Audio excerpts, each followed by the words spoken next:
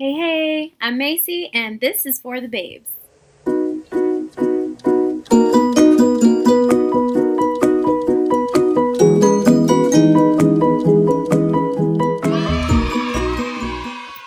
Today, we're going to be talking about climate change, environmental awareness, and what we can do to help. I'm going to start by talking about a few natural disasters that happened in 2016 to kind of highlight that we are living in a changing world and there is more going on out there than whatever your favorite sports team or celebrity or whatever other trivial shit you're into. So we'll start by talking about January 2016. Northern and eastern China experienced a monster cold wave, negative 46.1 degrees Celsius with record-breaking temps, cold enough to frostbite any part of exposed skin. Also in January 2016, Russia received nearly half the amount of normal January snowfall they would have in just one day. February 2016, Ethiopia seeks support for the millions in dire need of life-saving aid. The drought in Africa leaves 30 million people facing food insecurity. Also in February of 2016, we had a 6.4 magnitude earthquake hit Taiwan and the worst storm in history to hit Fiji, leaving whole villages flattened. That's Cyclone Winston. Moving on to March 2016, the 14-year drought in the Middle East is the worst in 1,000 years.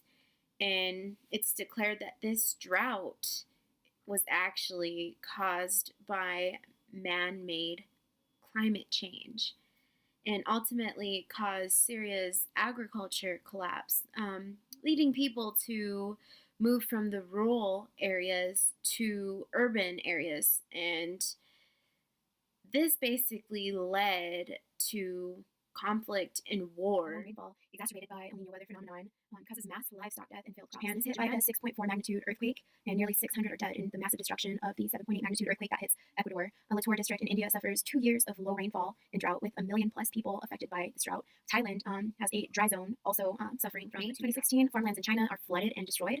Japan is hit by another 5.6 magnitude earthquake, and Sri Lanka faces mudslides and torrential 2016. A state of emergency is declared across regions in Germany due to flooding, and River Seine in Paris reaches the highest level in decades, with prominent European 2016. A third of India suffers from drought amid monsoon season, and Typhoon Neparatak hits Taiwan's eastern coast. 15,000 people are displaced, and this is considered extreme weather. In Typhoon Nida 2016, Mexico experiences landslides. Peru is hit by a 5.3 magnitude earthquake, followed by Italy with a 6.2 magnitude earthquake, which is devastating in itself, leaving 300 dead, 368 injured, and an unknown. September 2016, 140,000 people in need of help in North Korea amid floods that claimed the lives of 133 people, with 400 people missing. Then we have the 70,000 people left homeless and a total of 30,000 homes destroyed.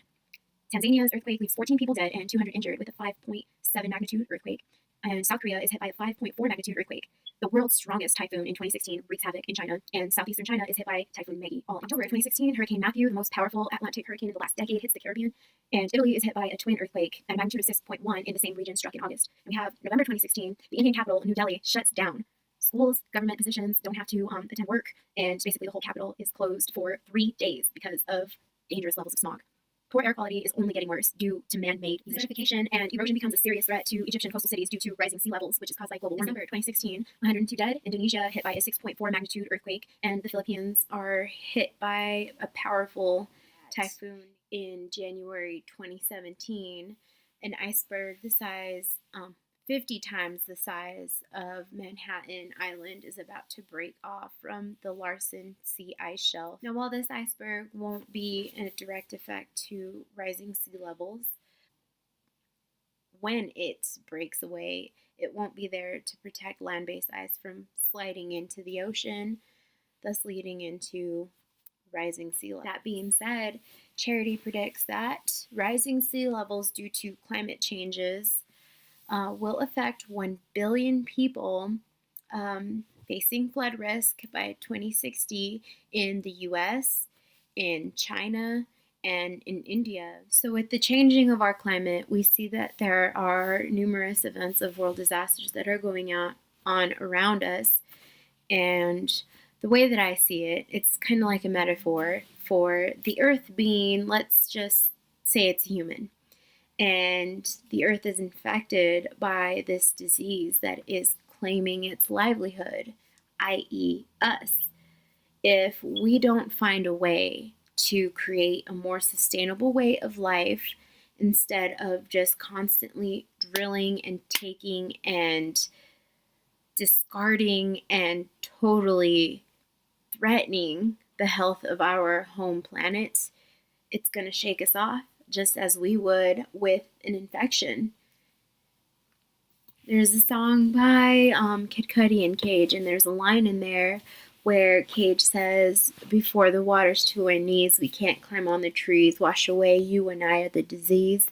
And I completely understand now what he means by that you and I are infecting this planet with our wasteful and all-consuming ways. We need to find a way to live harmoniously with our home and ensure that we pass on a future to our kids. We're going to move on to Katema, which is a group of people who believe in the need for major global changes. We are gathering to design and build a new city together. And the city will run on a completely sustainable system, and it will be governed by its people. What sounds bad about that? I mean, nothing, right? We have a city that will be completely self-sustaining, and it won't be this current way of life that we have where it's a constant take, and no give. And it'll be a city, like I said, governed by its people, which right now I'm not sure too many can argue that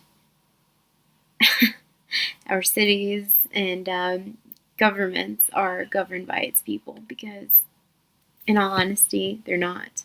The opening statement of one of Katema's videos on YouTube, titled "Building a Sustainable City," is a bit hard to swallow, but oh so true. Quote, "Based on the decisions that we've taken over the last few centuries, we've managed to design a system that neglects sustainability and social well-being in favor of economic growth." Now, my interpretation of that is the use of the word taken directly implies that we've allowed people to decide for us what is good for our well-being, and we've taken the outcome of these decisions. And currently, our system is built on consumption and waste. And we, the people, have to constantly slave away and earn this money to just buy all of this useless shit that we don't need. There are solutions to each contributing factor of the bigger problem. We just need to come together. We have the resources, we have the knowledge, and we have everything we need to make this possible. We need you.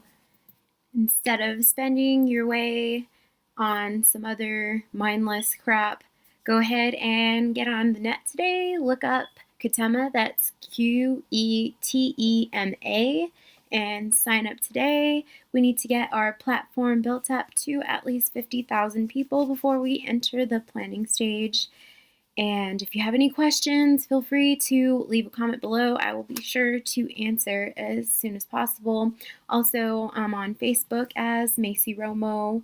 Friend request me and I will gladly add. The goal is to build this city together and prove that it works, and that it works for all people, not just for a select few privileged. And we hope to encourage other cities of its kind to be built thereafter. And eventually have an entire planet of people who understand that self-sustainability is where we need to be in order to continue as the human race. Because currently it's not working. Today at church, the sermon regarded accepting all tragedies and accepting the delay of the presence of the Lord Almighty in our lives. So I've been dealing with a lot of anxiety in the realization that there's a lot going on in our world that poses a threat directly to my children and to us right now. And what I learned today was to basically understand that the Lord does all things for a reason, and that we must not panic or lose faith, and that we must understand that no matter what happens, we are loved. While we've been given dominion over this earth, let's take charge and show the Creator that we appreciate the home that we've been given in all of its beauty and perfection, and continue to let it thrive and grow and live and breathe as we do. And the only way to live harmoniously with our planet is to find and create sustainable solutions so that we can cease this wasteful, destructive lifestyle. Please, that's going to wrap up today's video. Thank you so much for watching, and I have to say I did take a bye week last week, but hopefully this video kind of makes up for that, and I'll be back next week. See you then. Bye.